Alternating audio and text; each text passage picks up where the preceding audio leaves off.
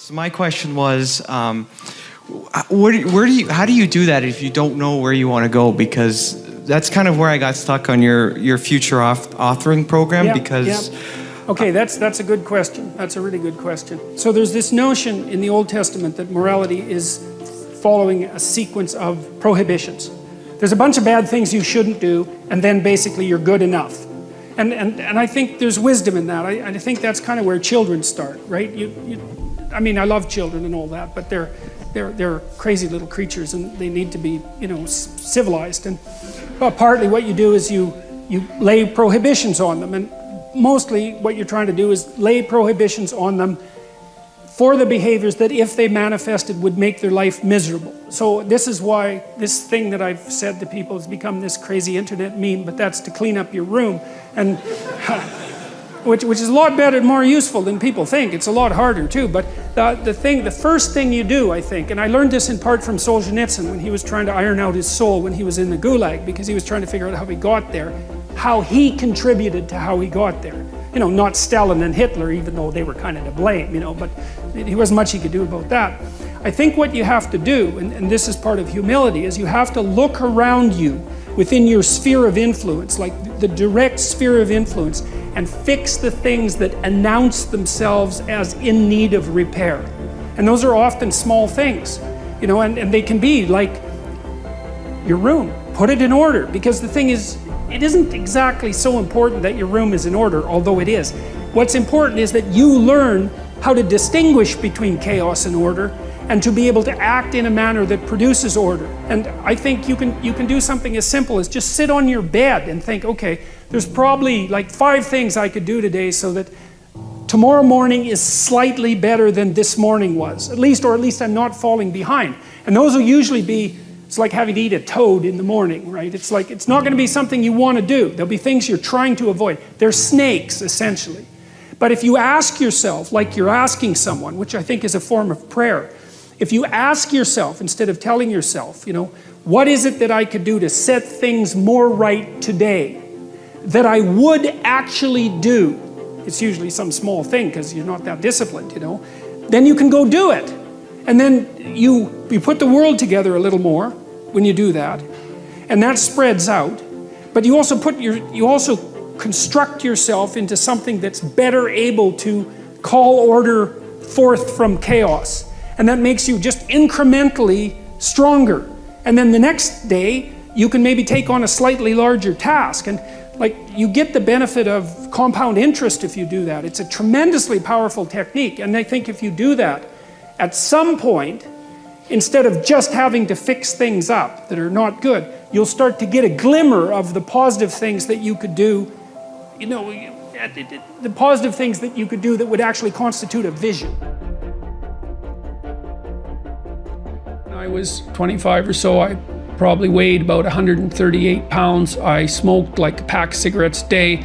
I drank tremendous amount of alcohol. I was from northern Alberta, this rough little town up in northern Alberta called Fairview, and there were long winters there, and my friends were heavy drinkers, and most of them dropped out of school by the time they were 15 or 16, went off to work on the oil rigs, and it was a rough town, and we drank a lot. I started when I was 14, and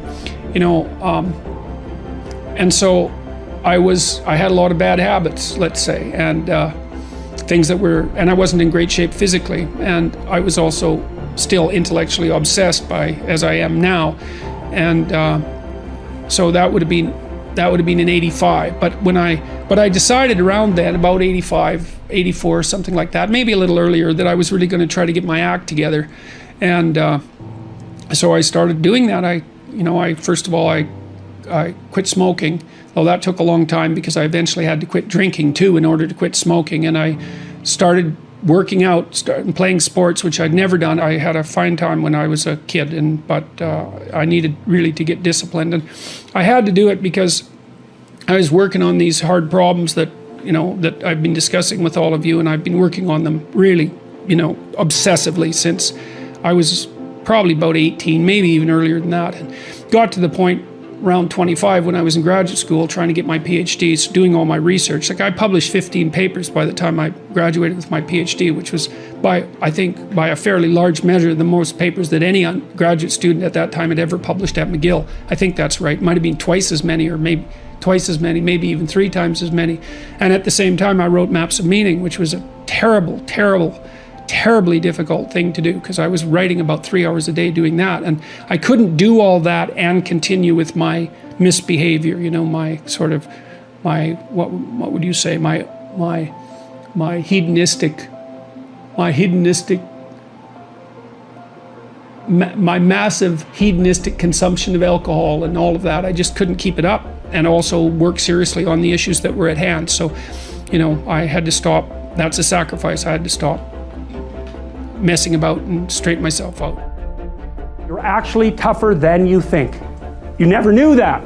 And maybe you didn't want to take on the responsibility because, you know, people play a role in their own demise, so to speak. When you had opportunity to go out and explore or withdraw because you were afraid, you chose to withdraw because you were afraid. So it's not only that you were overprotected often, it's that you were willing to take advantage of the fact that you were overprotected and run back there whenever you had the opportunity. You know, so maybe you're a kid in the playground, right, and you're having some trouble with other kids, and you know in the back of your mind, I should deal with this myself, but you go and tell your mom and get her to intervene. And you know that that's not right. You know that you're breaking the social contract, but it's easier, and so that's what you do. You run off to an authority figure and hide behind the Great Father, right, roughly speaking. Well, the problem with that is you don't learn how to do it yourself. So then you have to relearn it painfully when you're 40. So then you take people out. You say, well, what are you afraid of? Rank it from 1 to 10. So 10 is, we'll make a list of 10 things you're afraid of. The thing you're least afraid of, we'll call number 10. So we'll start with that. Okay, well, I'm afraid of elevators. Okay, well, let's look at a picture of an elevator.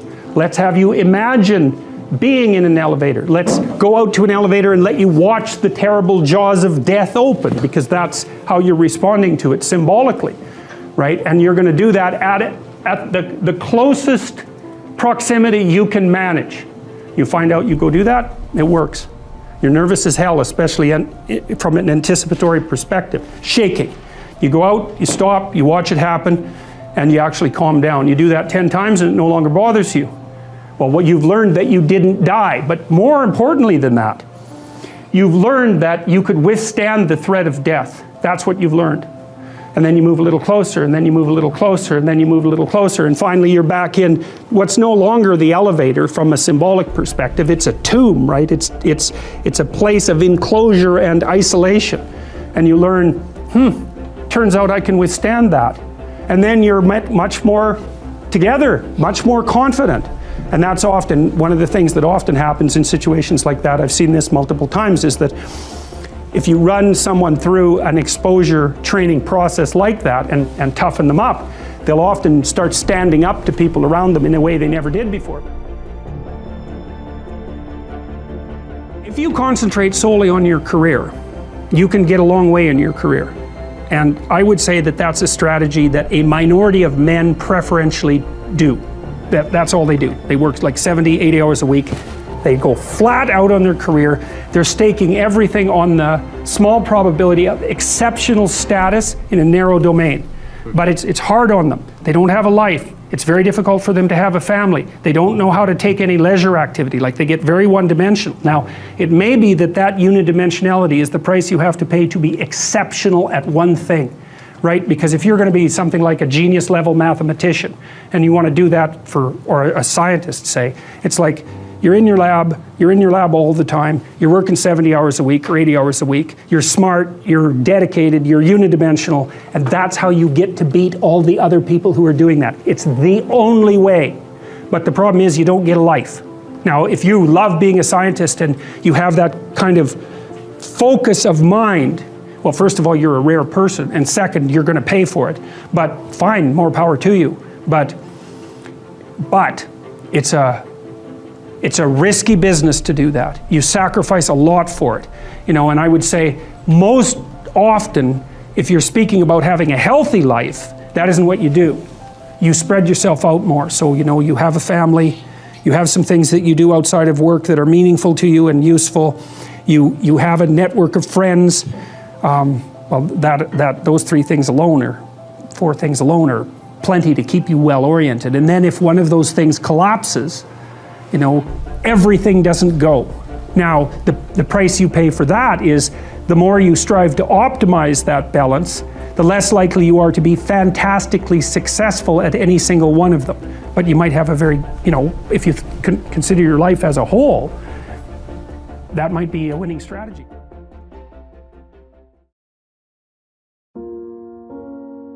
I had a plumber once, you know. It was the night before we were putting drywall in our house. We were redoing a house, and he had put in all the plastic piping, you know.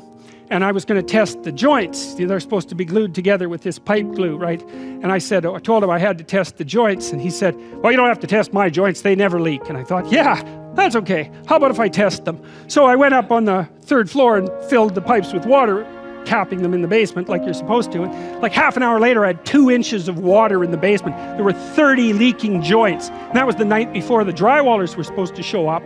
So he wasn't particularly competent. That's the point of that story. But even more so, he had put a bunch of the plastic pipe outside where the drywall would be, so it would have been sticking through the wall. So I spent a frenetic night, you know, sawing through plastic pipe and re-gluing joints so that the drywallers could come in. What's the point?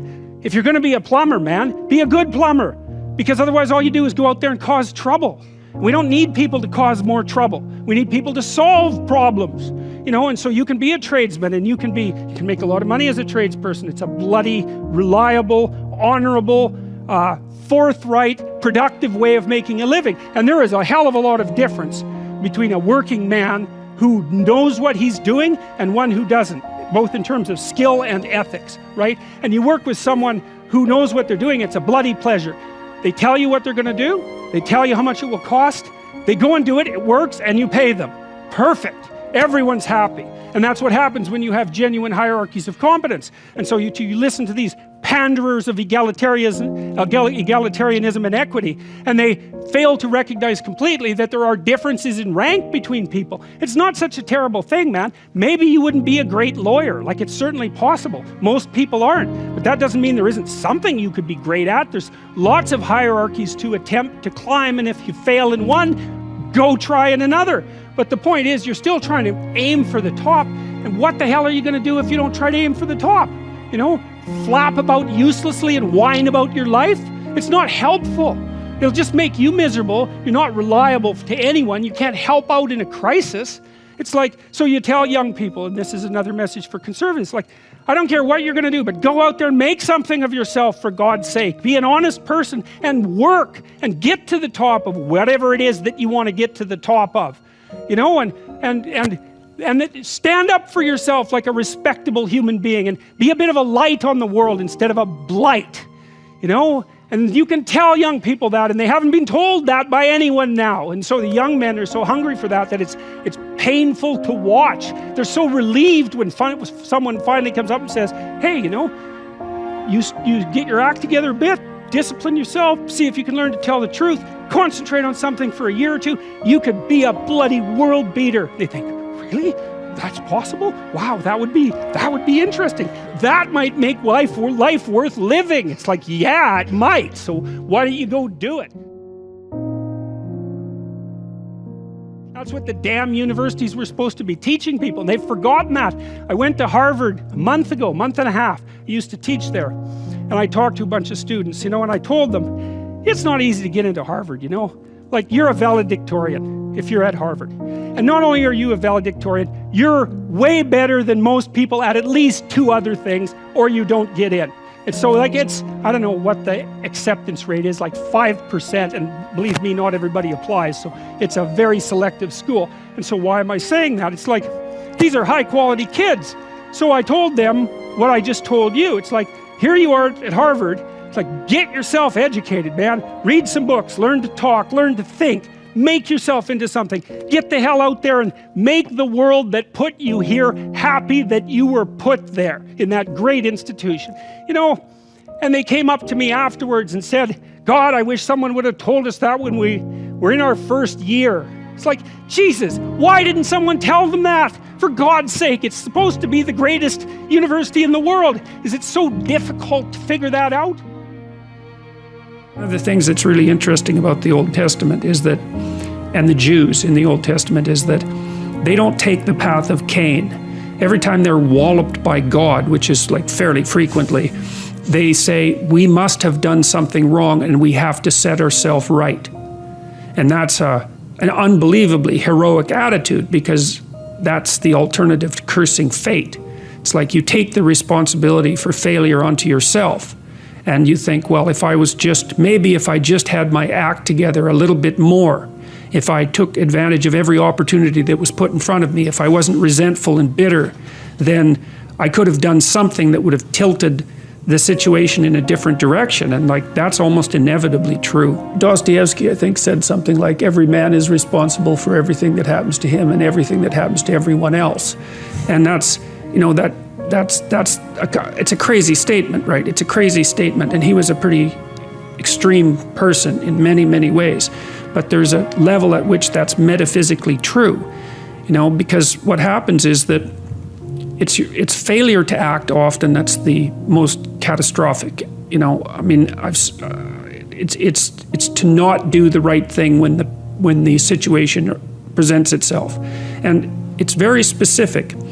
You know, you're constantly in situations where you could do the right thing if you were willing to take a risk that's actually of relatively moderate size, and you know that you could take the risk, and you know that you should take the risk, and you don't. And that happens to people all the time. And then what happens is the thing that they didn't oppose grows a little bit, and they shrink a little bit, and that starts a loop, hey? I notice that there's always a group of my friends who always criticize what I'm saying and not even try to understand where I'm coming from. And I've always wondered how to deal with that. I mean, I want to listen to what they're saying, but they're not understanding they're not trying to listen to what I'm saying. So what would you do in that situation? I'm going to answer that very briefly. Okay. There's a line in the New Testament that's relevant to that. Do not cast pearls before swine. And what that means is that if people are not listening to you, stop talking to them. And that is the best piece of advice that I can give you. And what happens is that if you stop talking to people who aren't listening to you and start watching them instead, they will tell you what they're up to. But so if you have things to say, you say them, but you find people that will listen, talk to them. The ones who aren't listening, pull back. Because you're devaluing what you have to say by offering it to an audience that does nothing but reject it. And that's a good guideline to life in general. So pull back. Really sad to see that people are disenchanted and nihilistic and depressed and anxious and aimless and perverse and vengeful and all of those things. It's terrible. And then to see people question whether that's necessary and then to start to rise out of it. It's like, it's so fun. Like last night I was after my talk, it's overwhelming.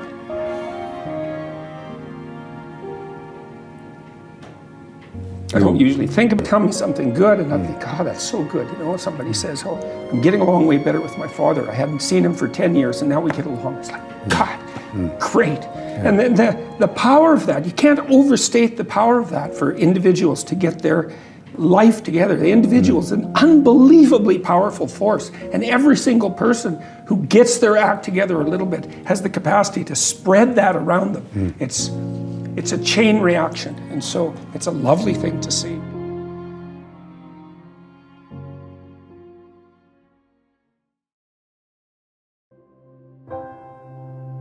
People have an unspecified potential for development, educationally, obviously, with regards to the skills they have, but also in relationship to their character. And it's much more encouraging for people, I think, to concentrate on who they could be rather than who they are, especially when they're young, because they still have most of their life ahead of them and they're not everything they could be yet.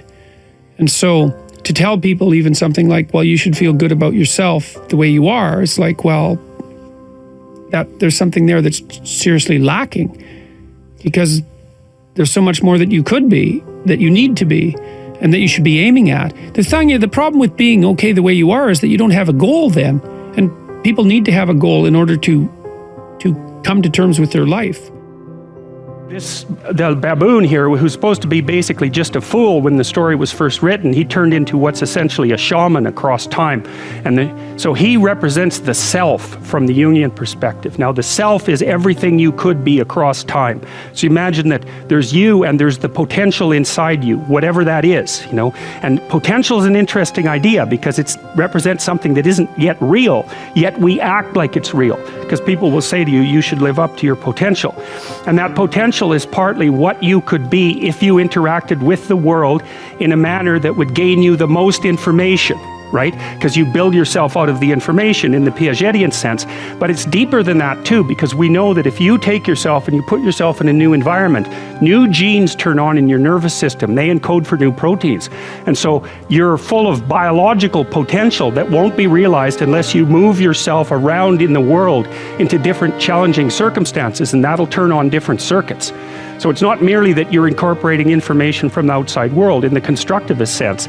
It's that by exposing yourself to different environments, you put different physiological demands on yourself all the way down to the genetic level, and that manifests new elements of you. And so one of the things that happens to people, and this is a very common cultural notion, is that you should go on a pilgrimage at some point to somewhere central, and that would be, say, like the Rock in the Pride Rock in The Lion King, because you take yourself out of your dopey little village, and that's just the little bounded you that everyone knows and that isn't very expanded, and then you go somewhere dark and dangerous to the central place, and while you do that, you have adventures and they toughen you and pull more out of you, like partly because you're becoming informed, which means information. It means you're becoming more organized at every level of analysis, but there's also more of you too. Primary motive as a clinical psychologist and educator is to help individuals live more meaningful and productive lives in harmony with their families and their community. That's my motive. And the evidence for that, I think, is, well, if people go online, and first of all, you can watch the lectures and decide for yourself, but you can also go, I suspect probably maybe 250,000 people have commented on the lectures and their effects on them. And so that's what people say. I'm watching the lectures. Yeah. I'm trying to develop a vision for my life. I'm trying to become more responsible, and it's really helping. And that's what I hear all the time when I do these public lectures, like, which aren't political. But when we gain success, we raise the bar. We set our ambitions higher. I mean, what is your end game? What do you want? That's all. That's what I want. I want to help as many individuals as possible become more courageous, more truthful, and more engaged in the pursuit of individual, familial, and social harmony. That's what I want. Well, there's something I'd like to say, maybe in closing, about courage. People say that to me, and you know, I don't think it's exactly right. There's a line in the Old Testament, the fear of God is the beginning of wisdom. And I think it's more like that. It's not that I'm courageous, it's that I'm afraid of the right things. So when I made my videos, it wasn't like that didn't make me nervous. But I was less nervous about going back to bed and not saying what I had to say than I was about making the videos. Because I know where this is going. I don't want to go there. And so it's not so much courage, it's that it's a matter of, it's less risky to say something than to remain silent when you know there's something to be said. I know that to be the case. And so lots of times in life, it's like, there's no pathway forward that's going to shield you from risk. You get to pick this risk, or you get to pick this risk. And I think I picked the lesser risk. And that might be wise, but I'm not so sure it's courageous. Tell your kid, here's an impossible thing, why don't you go out and fail? You say, here's something worth going after, here's a step you could take that would push you beyond where you are, but that you also have a reasonably high probability of succeeding at. Right? They call that within a time frame. Within some time frame. That's the other thing. You have to parameterize it with regards to time frame. That's right. And that puts you in the zone of proximal development. And that's a concept that was generated by a guy named Vygotsky. He was a Russian developmental psychologist and a smart one. It's where the idea of the zone comes from, to be in the zone. And when you're in the zone, you're expanding your skills in a manner that's intrinsically rewarding because you're succeeding. And so you want to set, if you're good to yourself, you think, okay, I need to set a goal, but I need to set a goal that someone as stupid and useless as me could probably attain if they put some effort into it. And then you've got it perfectly, because it's not so high that it's grandiose or impossible that you fail necessarily and then justify your bitterness. It's like, well, I could do well, because that happens to people. Happens all the time. Yeah, it's like, see this all the time. You know, it's like, yes, exactly. Well, I set a goal and I didn't attain it, so I'm not going to set any more goals. Right. It's like, no, you set a goal that was inappropriate. For the time frame. Mm-hmm. That's right. You didn't calibrate it properly. Yeah. And you're playing a trick on yourself because you wanted to fail so that you could justify not having to try. And being a victim. Mm-hmm. Yeah. Which isn't helpful. You're still going to be a victim. It's like, there's no way out of that, man. Yeah. So, because life is a challenge that in some sense can't be surmounted. So there's no way out of your problem. But there are certainly proper ways of dealing with it. Yeah. Not only do you have to move from point A to B in life, but point A is often a very difficult place to be, because we're fragile and bounded and mortal and limited, and because we know that. And so one of the implications of that, as many great religious traditions are at pains to illustrate or demonstrate or proclaim, is that life is essentially suffering. And I believe that to be a fundamental truth. But perhaps not the most fundamental truth, because I think the most fundamental truth is that despite the fact that life is suffering, people can transcend that. And partly the way they transcend that is by pursuing things of value. And so that if there is no value proposition at hand, then you have no meaning to justify the difficult conditions of your life. And that's brutally difficult for people. Nietzsche said, he who has a why can bear any how. And you see, and I've certainly seen this as a clinical practitioner, that people who have no purpose in their life are embittered by the difficulties of their life. And they become first bitter, and then resentful, and then revengeful, and then cruel. And there's plenty of places to go past cruel. That's just where you start if you're really on a downhill path.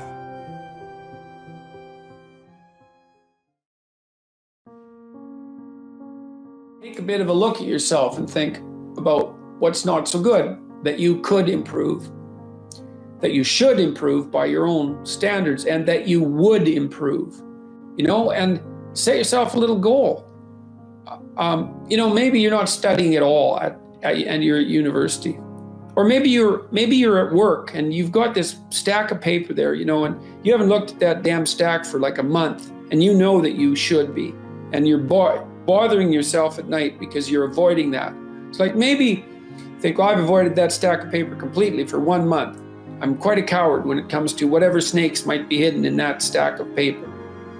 How about tomorrow I just put that stack of paper in front of me on my desk, and I glance through it for 15 seconds. See if I can do that. It's like, well, you set yourself a goal of improvement. It's a humble goal, because really, are you such a coward that the best that you can bloody well manage after a month of avoidance is 15 seconds of exposure to a stack of paper? It could easily be. You've been avoiding it, so you're obviously afraid of it, and so the situation could be that dismal and dire, and you might think, well, geez, it's no balm to my ego. It's not fostering the strength of my ego to recognize in myself someone who could only withstand 15 seconds of exposure to that thing I'm afraid of. And so that's a form of humility too. It's like, there's things you could do to improve, and you know what they are. And there's small steps that you could take, that you might take, that would put you in that direction. And then the question is, are you big enough to take those small steps? Are you capable of grappling with the fact that you're fundamentally flawed to the point where you have to break things down into almost childlike steps in order to manage them? And the answer to that is, yeah, you are. And that's the lot of, I don't know if it's the lot of everyone. Most people have things they avoid, and they're afraid of. So I would say to some degree, it's the lot of everyone. People vary in the degree to which they've conquered that. And you do meet people from time to time who are extraordinarily disciplined. But most of the time they've got disciplined in exactly this manner. It's through slow incremental improvement. And then you challenge yourself. It's like, well, could I do this? That would be better. And you find out, and then you think, well, is there something slightly larger and more challenging that I could do that would be better? And you try it and you find out. And as you try it and you find out, generally you get better at it and you can take on larger and larger challenges. In any case, people do waste a lot of time, and they also act counterproductively a lot of the time. Regardless, we do make progress, and we can thrive under the difficult conditions that make up our lives, and we can resist the malevolence that entices us. That's within our power, and we don't know the limits to that. And we also know that it's better to, we all know this, that it's better to live courageously than cowardly. Everyone knows that. That's what you teach people that you love.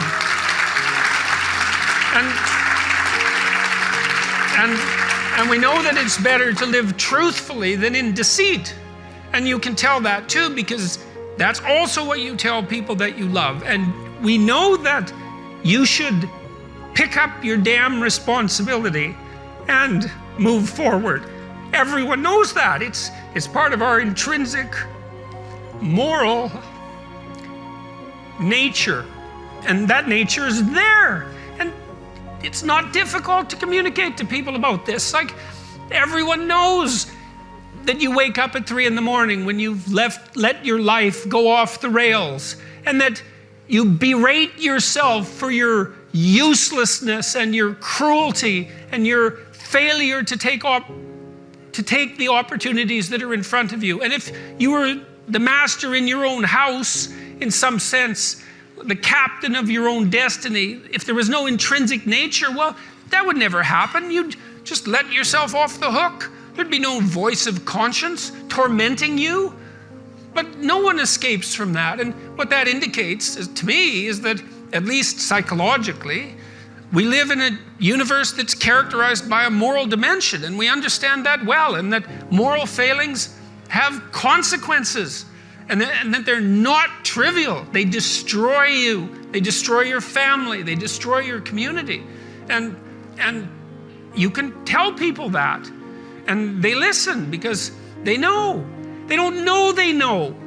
That's the thing, and maybe that's the thing about being an intellectual. You have the opportunity to articulate ideas that other people know, they embody, but they can't articulate.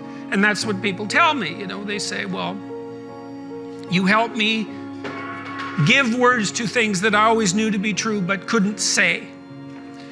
Or they say, I've been trying to put some of your precepts into practice. Responsibility being a main one, vision another, honesty, I suppose, bringing up the pack and saying, and this is the fun part of doing all of this. Fun is a weak word. That it's the remarkable part of doing all this. I mean, I have people tell me constantly wherever I go, it's so delightful that, they were in a pretty dark place, and they tell me why. And there's plenty of dark places in the world, and they decided, well, maybe they were going to develop a bit of a vision and take a bit more responsibility and start telling the truth and putting some effort into something. And they come up and they say, well, you can't believe how much better things are. You really want to solve a complicated problem, maybe you try to solve it 100 ways, and then you take the best solution. Got it. And look, this happens to entrepreneurs all the time too. Like most entrepreneurs, this is something to know.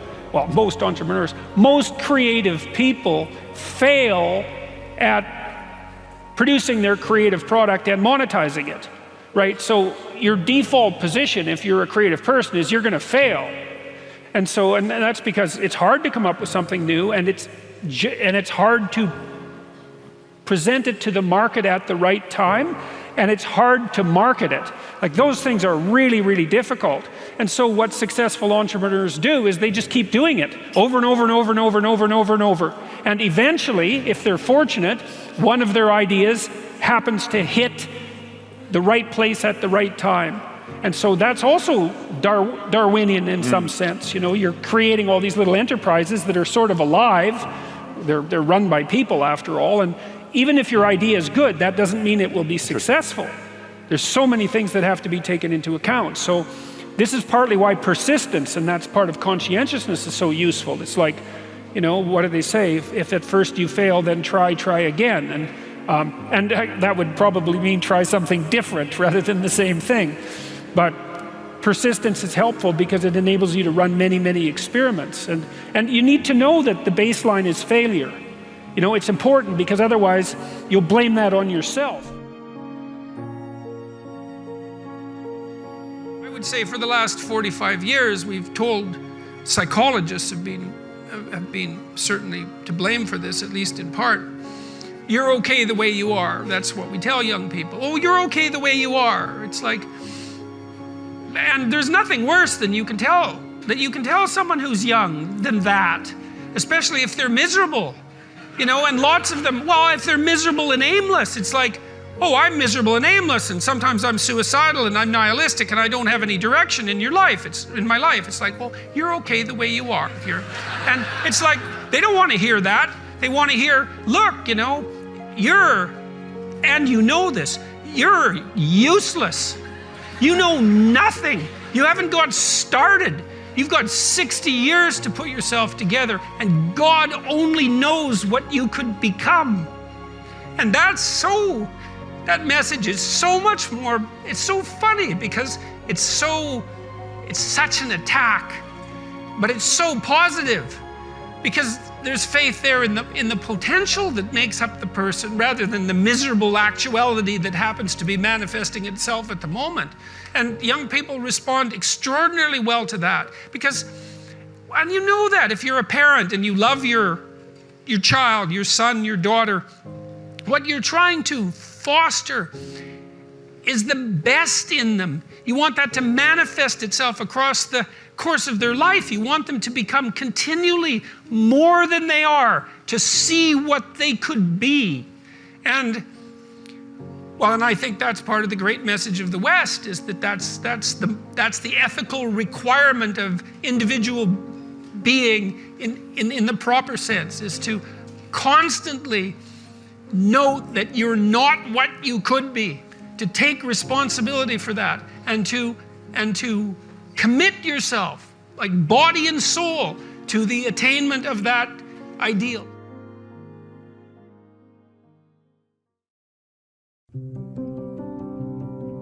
We're built for struggle, us human beings. You're not after the bubbles of bliss that Dostoevsky described in Notes from Underground. We're built to contend with the world. We're built to contend with reality. You want a challenge, and the best way that you can take on a challenge, because a challenge fortifies you. So you don't want to be secure, you want to be strong. And you get strong by taking on optimal challenges. And so you lay out your destiny in the world, and you take the slings and arrows of fate, and you make yourself stronger while you're doing so. And you might fail, and fortune might do you in, but it's your best bet. And you know, people have extracted unbelievable successes out of catastrophic failures. And I'm not saying that in a naive way. I know perfectly well what happens to people. You know, you're doing fine in life and then you get cancer, and then 6 months later you're dead. And all the heroism in the world isn't going to save you at that point. But that's not the point. That's not the point. Life is bounded by mortality. But that doesn't mean that you don't get out there and contend, and you develop by contending, and you minimize the net amount of suffering in the world. And that's something, man, that's something to do. Life is difficult, and you cannot protect your children. What you can do is prepare them, and you can prepare them to be strong and courageous and truthful and resilient and reciprocal in their interactions with other people.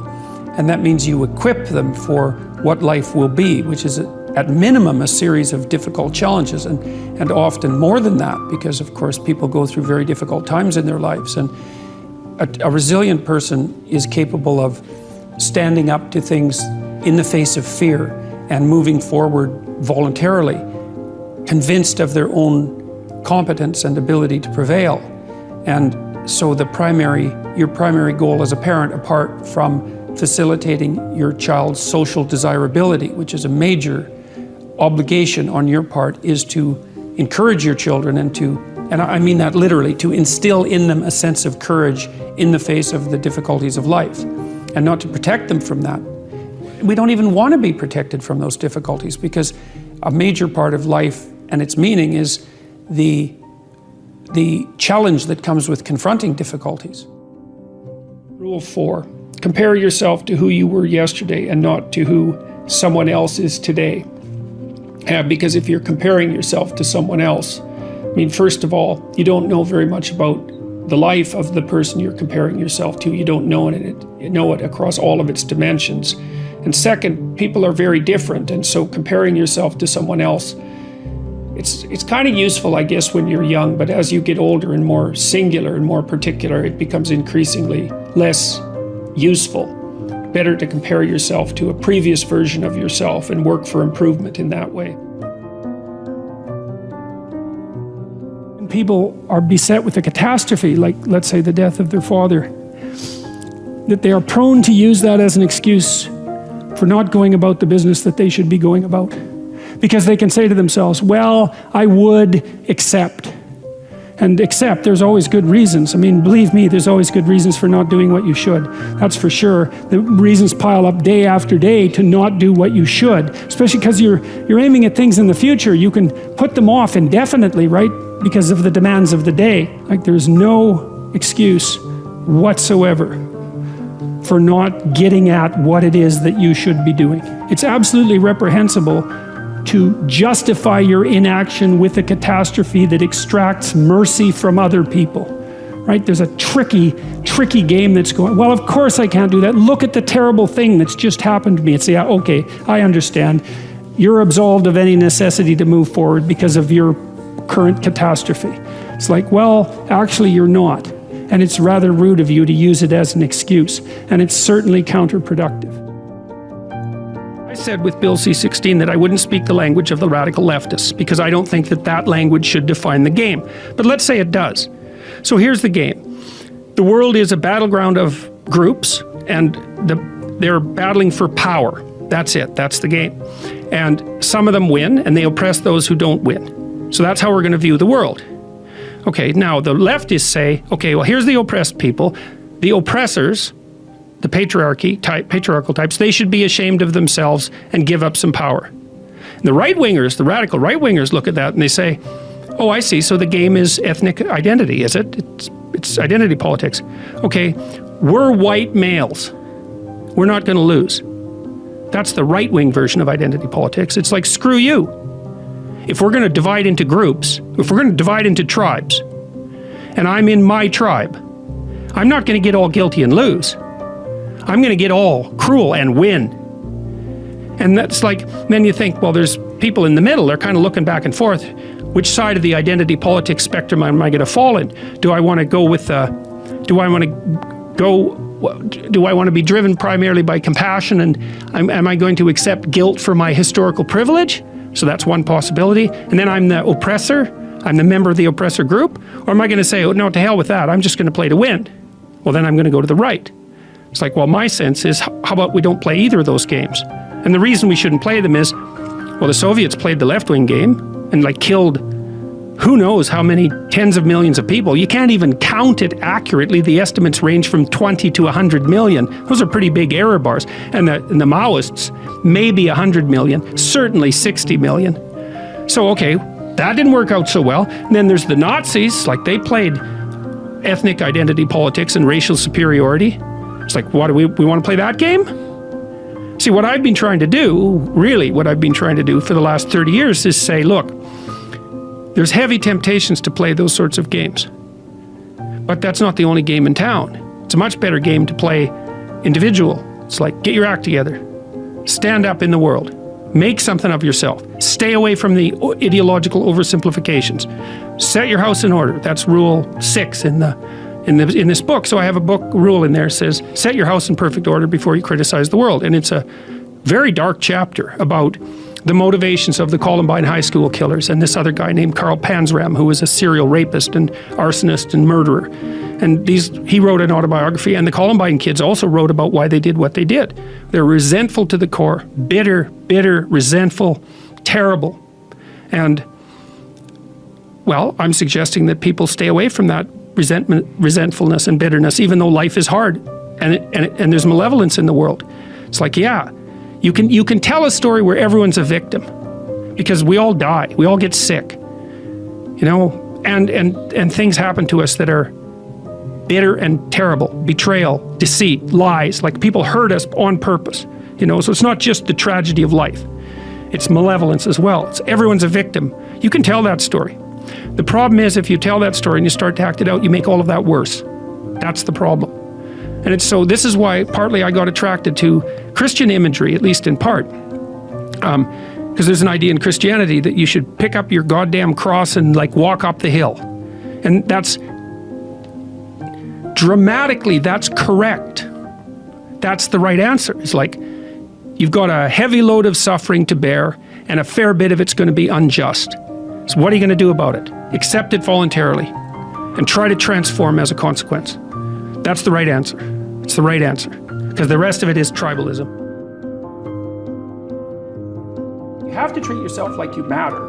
Because if you don't, then you don't take care of yourself, and you become vengeful and cruel. And you take it out on people around you, and you're not a positive force. None of that's good. So you suffer more, and so does everyone around you. And there's a malevolence that enters into it.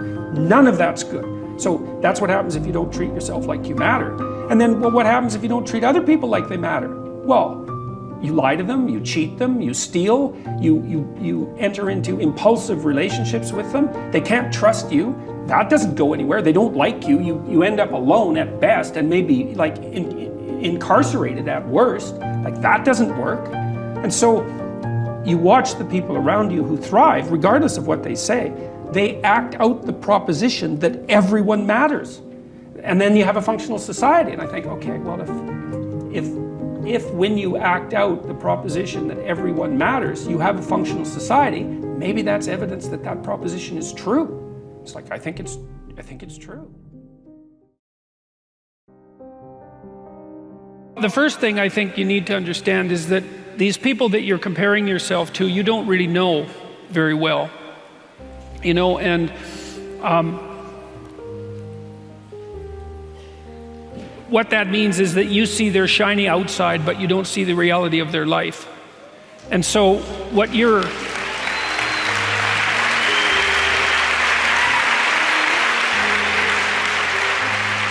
You know, maybe you're in California, see someone speeding down the road in a convertible Porsche, and you think, oh man, what a lucky bastard. And the truth of the matter is that he's thinking about wrapping his expensive sports car around the next cement pillar that he comes close to.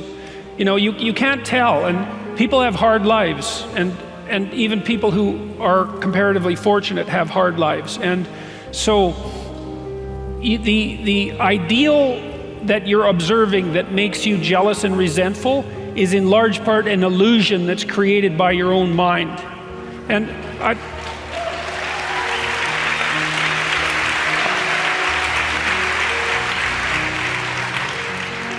you know, I can give you just one example. Is like, I know a fair number of extremely wealthy people, and most of the people I happen to know are people who've made their money themselves. And I tell you, man, they have a burden of responsibility that would crush me, would crush the typical person. They're just working flat out, like 90 hours a week, and they have thousands of people depending on them. And you know, they have their money, and they have their status, and that's not nothing. But don't be thinking that there isn't a price to be paid for that. You know, they don't see their families, they're often divorced, they don't see their children grow up, and they don't have time off. Now, there are wealthy, what would you call, playboy types, I suppose, who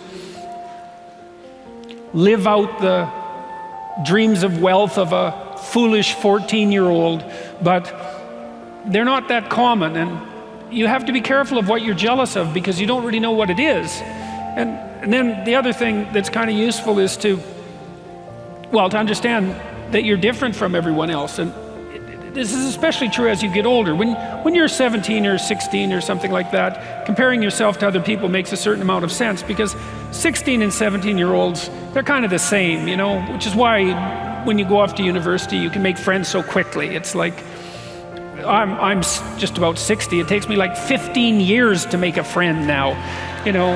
as opposed to the 2 months that it took when I was 17. You're quite different from other people, and you shouldn't be comparing yourself to them because they're not like you. You know, they don't have your family. They don't have your temperament. They don't have your troubles. They don't have your abilities. The only person that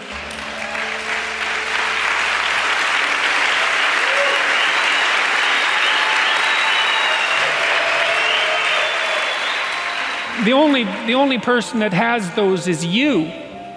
And this is why one of the rules, I think it's rule 4, is compare yourself to who you were yesterday and not to who someone else is today. And see, that's a game you can win because you could be a little better today than you were yesterday. And that's a good thing. You're a little better. That's a good thing. And you know, no doubt there are some things that you could improve. You know, if you sit and meditate for any length of time about what you're not doing optimally, answers will spring to mind. You have to be humble and wise enough to understand that you might have to aim pretty damn low, especially in those places where you're not functioning well. And it might be so embarrassing that you can't bring yourself to fathom that that's actually who you are.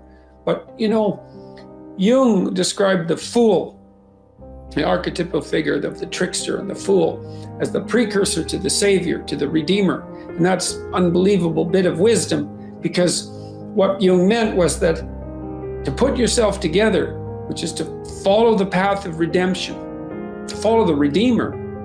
If the redeemer is a type of personality that you could in fact be inhabited by or manifest, then the first steps towards that is to allow yourself to be a fool, right? It's because you don't know what you're doing. You have to admit that. And there's going to be a loss of ego or destruction of ego, arrogant ego that necessarily accompanies that. But you need the loss of that arrogant ego because it's precisely what's interfering with your movement forward. You know, it's part of the adversarial process, mythologically speaking, that stops moral progress. You're too proud of who you think you are to notice what you're like so that you could change properly. You don't want to sacrifice that part of yourself. It's probably associated with some delusion that helps you maintain, what would you say, a positive, although very fragile self-image, you know, in the absence of genuine effort. You'll discover a little bit more about your potential as you discover who you are, especially the darker parts of yourself, because then you discover your potential for mayhem. There's some real utility in that, you know, a discovery that you're dangerous. It's such a useful discovery. It's actually something that strengthens you, because the first thing that a realization like that can in fact produce is the ambition to incorporate that danger into a higher order personality, that dangerousness into a higher order personality. And that can make you implacable.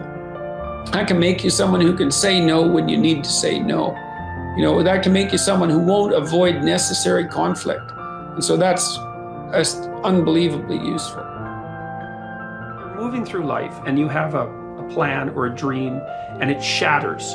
You know, someone dies or a relationship breaks apart, or you have a terrible upset in your career, or you become ill in some unexpected way. Then everything around you falls apart and you plunge into a chaotic underworld. The belly of the whale. Yeah, that's exactly right. Yes, exactly that. And then maybe you stay there, because it isn't necessarily the case that people get out. You know, people die, people are in despair permanently, but frequently something tragic and terrible befalls you, and you fall apart, and you learn something profound as a consequence, and you put yourself back together, and when you come back out, you're more than you were when you went in. And that's happening at a small scale. Every time you learn something, you know, if you ever really learn something, it's usually painful. It usually means that you have to recognize that you're wrong in some important way. You have to let that part of you that's wrong die, and then you have to let a new part of you. Okay, so the self, imagine that you undergo a series of transformations in your life. There are collapses into the chaotic underworld, and then mini resurrections. That happens continually, and that's what molds your character. No, Silicon Valley tends to be liberal. Everyone knows that. And the reason for that is that there's a tremendous number of entrepreneurs there. And entrepreneurs tend to be high in openness and lower in conscientiousness. So they're creative, but they're also willing to break rules, you know, which you kind of have to do often. Hopefully not to a criminal extent, but you have to.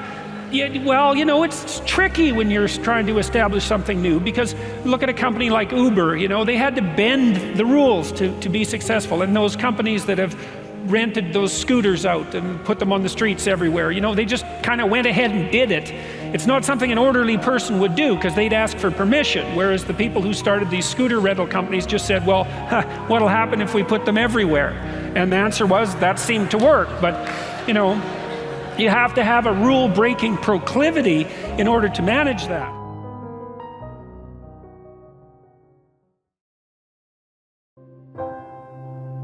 If you're hungry and you eat, well, that's good, but it's over, and then you're on to the next thing, right? It's not exactly sustaining, it's just necessary. That's called consumatory reward, by the way.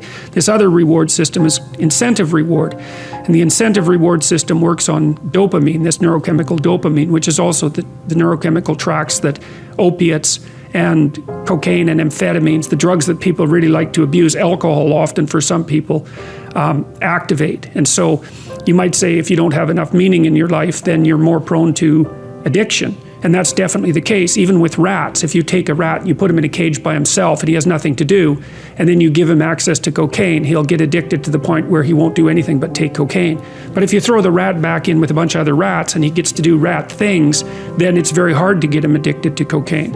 And so the purposeless rat is prone to addiction. Well, it's the same with human beings. Now, here's a corollary to that, which is really cool. So the magnitude of the reward you experience as you're moving towards a goal is proportionate to the importance of the goal.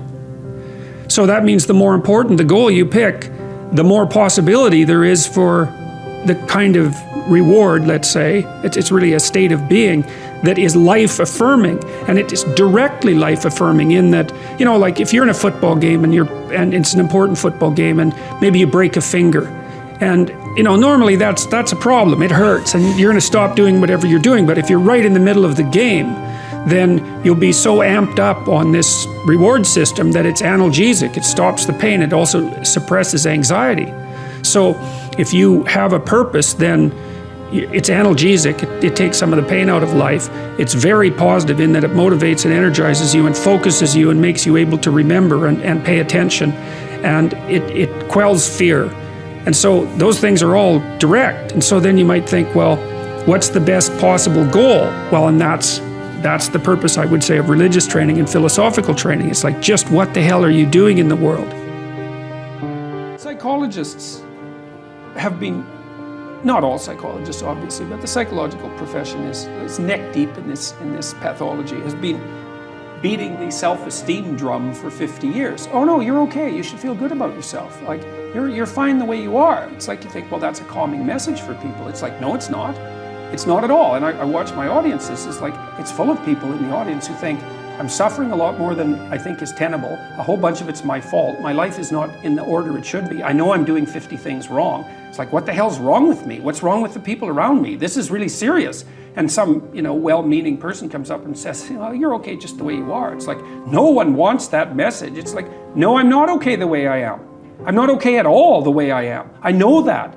And so, you know, when I'm speaking when I'm speaking now, I say to people, well, you're nowhere near what you could be.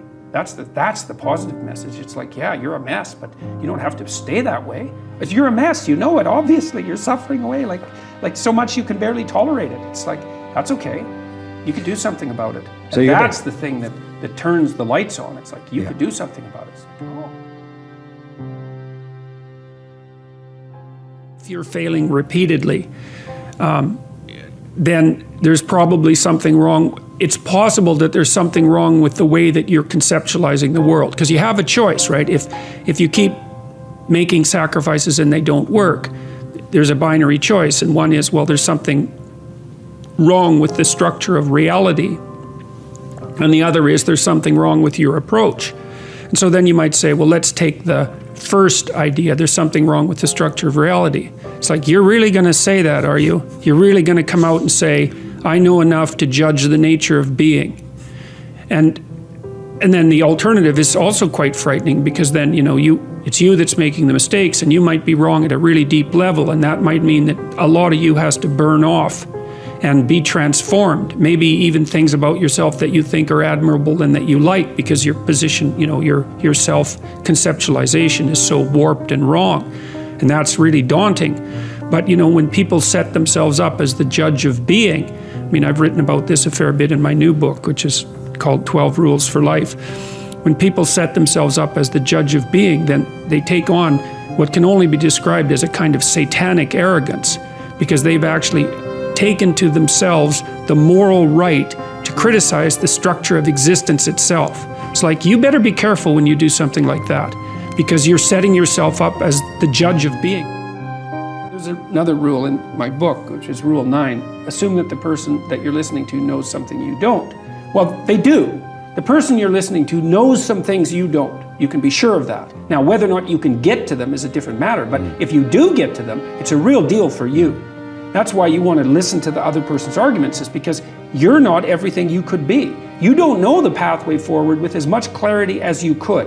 And it's possible. This is one of the wonderful things that I've had the privilege of experiencing as a clinician. Because people, it's like I live inside a Dostoevsky novel as a clinician. People come in and they tell me about their lives, and I listen to them, and they tell me things that are just absolutely beyond belief, And I learn from my clients constantly.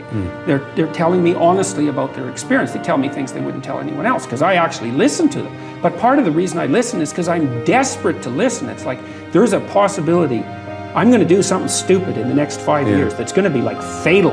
And there's some small possibility that if we have a decent discussion, that you'll tell me something that will eliminate some of my blindness, so that I don't have to fall into that particular pit. And if you have a good sensitivity for the depth of the pit, then you're pretty bloody motivated to avoid it. And so, and that dialogue is it's dialogic, it's dialogos, right? It's shared logos. It's the way that we redeem ourselves mutually moving forward. I like this one, and I think, this is very clearly what you do. Be precise in your speech. So in Genesis, one of the things God has Adam do first. So God makes the world by speaking. Okay, so that's the first thing to think about. You're supposed to think like in a sophisticated way about this. The idea is that there's some integral relationship between communication and the structure of being. It's part of the role that consciousness plays in the world, whatever that role is. Language takes the chaos and makes it into things. And so God has Adam name all the animals. They're not even really real until they have names. Now, they're more implicit. That's another, here's an example. Let's say that you're having a rough patch in your relationship and you don't know why. It's unnameable. Is it real? Well, yeah, it's manifesting itself in a physiological discomfort. Then you talk about it and you name it. It's like, it goes from this blurry thing that's kind of potential, it goes snap, and then it's this thing, right? And then that's a horrible thing. It's like a little poisonous thing, but it's not a whole foggy cloud of potential poison. It's like this little sharp poison thing. And then you think, okay, it's real. It's a little monster, but it's not, it's little at least, and now probably we can do something about it if we can admit to it. There is no faith and no courage and no sacrifice in doing what is expedient. What do you say to those viewers that don't pursue their dreams and are locked in their careers because they are too afraid to take risks and pursue something meaningful? Well, the first thing I would say is, well, you should be afraid of taking risks and pursuing something meaningful. But you should be more afraid of staying where you are if it's making you miserable. It's like the first thing you want to do is dispense with the idea that you get to have any permanent security outside of your ability to contend and adapt. It's the same issue with children.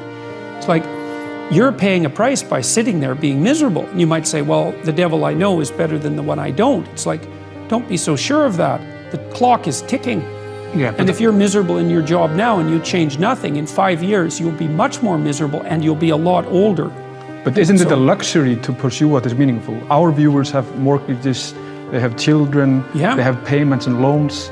It's Well- a luxury to pursue because we lack the resources. Well, I don't remember now, I'm not talking about what makes you happy. It's a luxury to pursue what makes you happy. It's a moral obligation to pursue what you find meaningful. And that doesn't mean it's easy. It might require sacrifice. If you need to change your job too, let's say you have a family and children and a mortgage, you have responsibilities. You've already picked up those responsibilities. You don't just get to walk away scot-free and say, well, I don't like my job, I quit. That's no strategy. But what you might have to do is you think, well, this job is killing my soul. All right, so what do I have to do about that? Well, I have to look for another job. Well, no one wants to hire me. It's like, okay, maybe you need to educate yourself more. Maybe you need to update your curriculum vitae, your resume. Maybe you need to overcome your fear of being interviewed. Maybe you need to sharpen your social skills. Like, you have to think about these things strategically. If you're going to switch careers, you have to do it like an intelligent, responsible person. That might take you a couple of years of effort to do properly. I've dealt with hundreds of people in my clinical and consulting practice, and we set a goal, we develop a vision, and work towards it, and things inevitably get better for people. So it's not a luxury, it's difficult. It's a moral responsibility, and it isn't happiness. It's not, the pursuit isn't for happiness.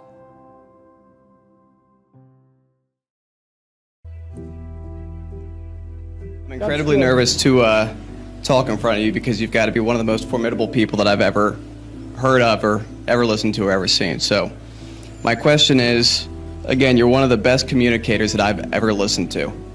If I could be half as good at you or at communicating as you are, I would be set. How can I teach myself to do that? Practice. You know, really, like, well, there's a couple of things. It helps to read a lot. It really helps to write. So if you want to make yourself articulate, which is a very good idea, then not only should you read, but you should write down what you think. And if you can do that a little bit every day, 15 minutes, maybe you could steal 15 minutes and do it every day. But if you do that for 10 years, you really straighten out your thinking. If you're going to speak effectively, you have to know way more than you're talking about, you know. So this is often difficult for beginning lecturers at university because they'll do a lecture on a topic, but they only know as much as they're saying in the lecture. And they get kind of stuck to their notes because of it. But you want to know 10 times as much as you are saying in the lecture, and then you can specify a stepping path through it and elaborate with the other things that you know. But to do that, you have to do a lot of reading. But you also have to do a lot of reading because that's where the synthesizing comes. So that's on the input side. And then on the output side, well, there's some techniques, let's say, is like if you're speaking in front of a group, you are not delivering a talk to a group. That's not what you're doing. The talk isn't a packaged thing that you present to a group. There isn't a group. There's a bunch of individuals, and you talk to them. So when I talk to a group, I always talk to people one at a time. And that makes it easier too, because you know how to talk to a person. It's like, can you talk to 1,000 people? Well, probably not, because it's too intimidating. But there isn't 1,000 people there. There's 1,000 individuals. And so you just look at an individual and you say something, and you can tell if they're engaged. They look confused, or they look interested, or they look angry, or they look bored, or maybe they're asleep, in which case you look at someone else. And they give you feedback about how you're doing. And so one thing is to have something to say, yeah, but the next thing is pay attention to who you're talking to. Because unless you're very badly socialized, and that seems unlikely in your case, because you present yourself at least moderately well, and well, I mean, I don't know you very well, but on first sight, you're doing fine. So the probability that if you pay attention to the individuals that you're talking to, that your natural wealth of social skill will manifest itself is extremely high. And so you don't deliver a talk to an audience.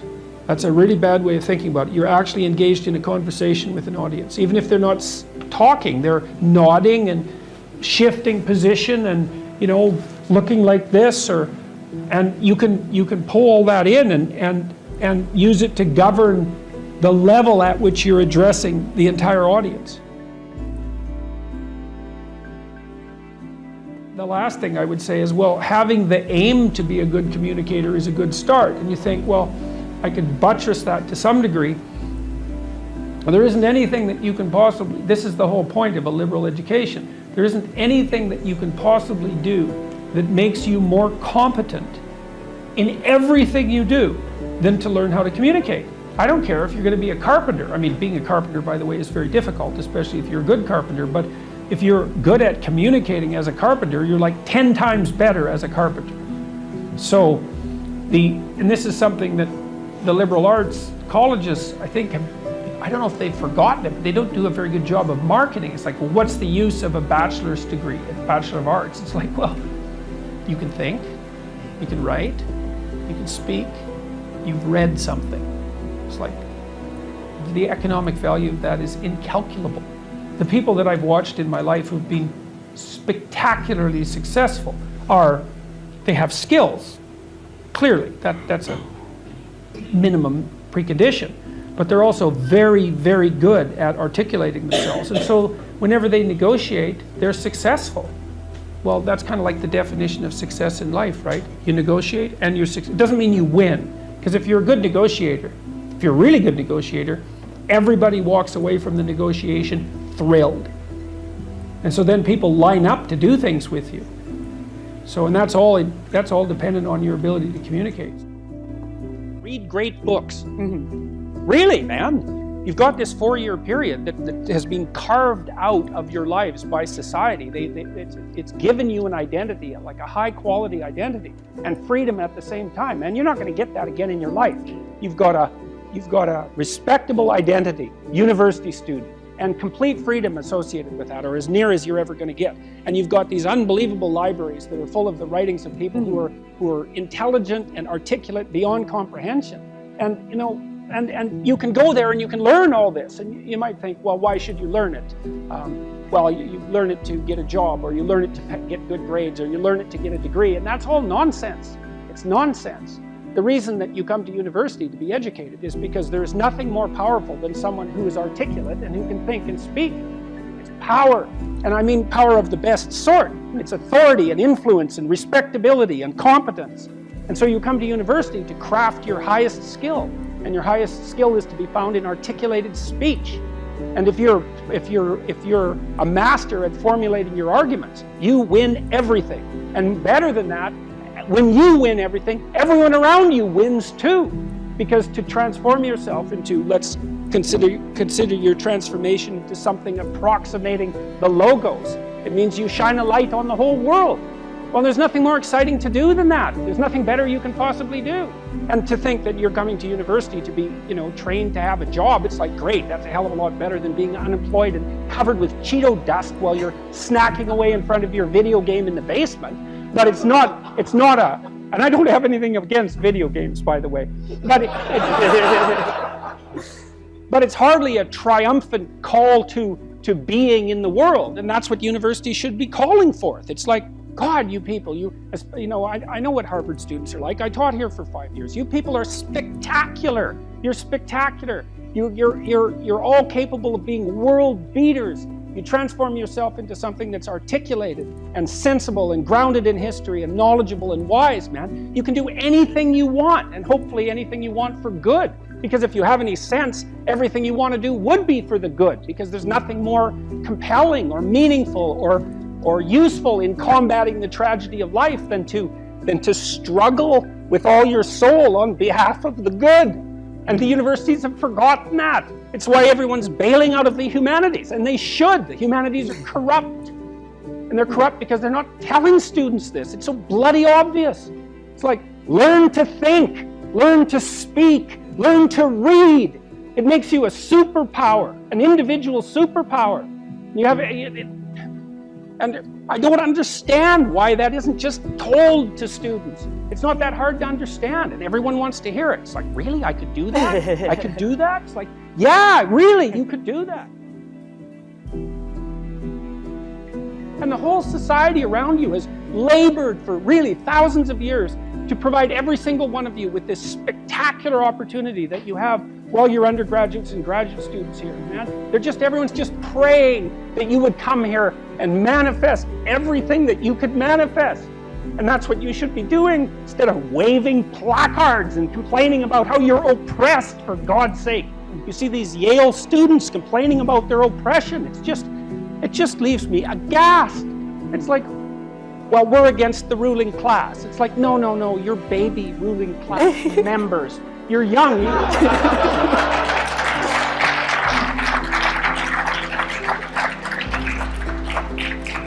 The only reason you're not rich is because you're young. You know, that's the best. Really, if you look at the 1% even, the dreaded 1%, you know, most of those people are old. Why? Well, when you progress through life, if you're reasonably successful, you trade in your promising youth for your wealthy old age, but you're still bloody old. Would you trade it? Would you trade your youth for that? Like, if you factor age out of the economic equation, things look a lot different. Well, of course older people have more money. If they have any sense, they've been collecting it for their whole life. Is that somehow unfair?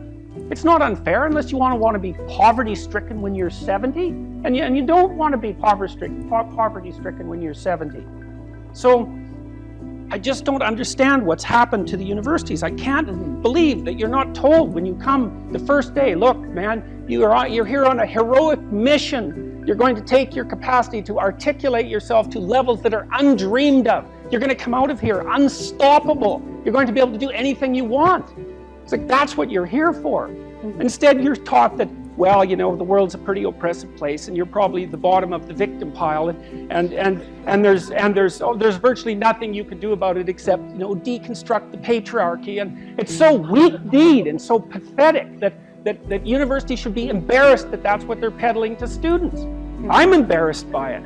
You know, I've gone on public record telling parents, bloody well send your boys to trade school, because at least they'll learn something useful.